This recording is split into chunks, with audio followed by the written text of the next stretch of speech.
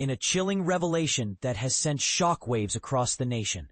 CCTV footage has captured the final moments of Marius van der Merwe, a murdered whistleblower, conversing with his killers just seconds before his tragic death.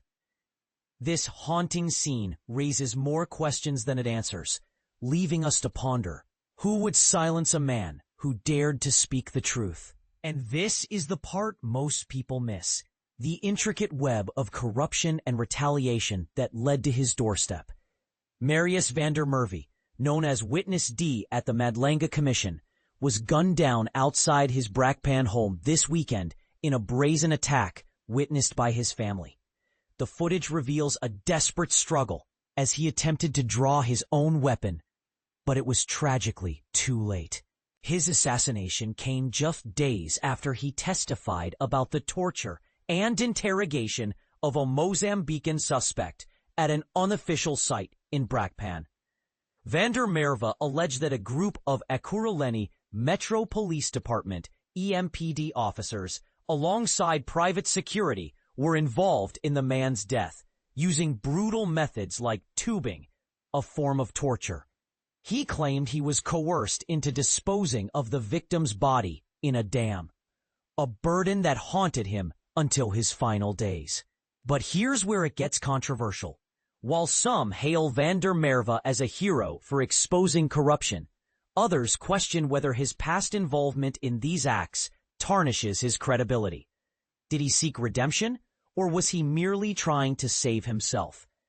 President Cyril Ramaphosa led the tributes, condemning the attack and calling for a thorough investigation. I am appalled and saddened by this assault on a former public servant who recently championed justice and integrity, Ramaphosa stated. He emphasized the trauma endured by Van der Merwe's family, suggesting the murder was a retaliation for his testimony, which threatened those seeking to undermine the rule of law. The Madlanga Commission, through spokesperson Jeremy Michaels, expressed profound sadness over the loss of Van der Merwe, acknowledging his role in uncovering allegations of criminality and corruption within the EMPD. In response, the police have activated the NAT joint structure, their highest security framework, to investigate the murder. Van der Merwe, a former EMPD official and security industry member, had become a target for speaking out. And this is the part most people miss.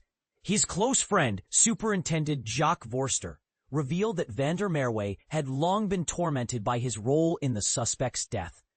Vorster, overcome with emotion, shared that Van der Merwe felt a deep sense of guilt and had confided in him about his testimony.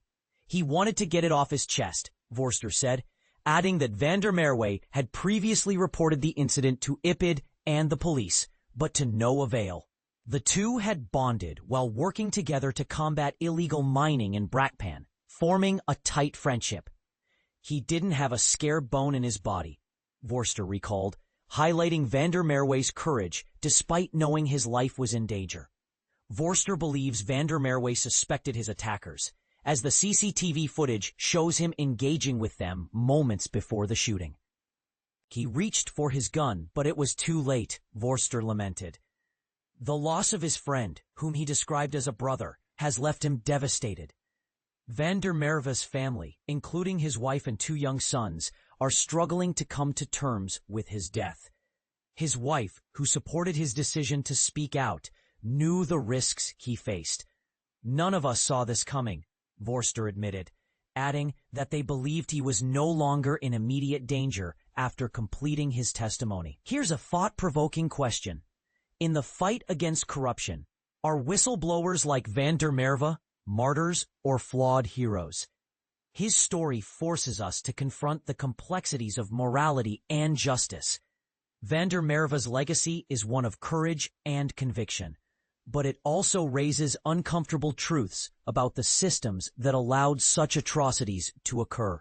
As Vorster poignantly concluded, those involved know who they are, and they know they will be going to hell. What are your thoughts?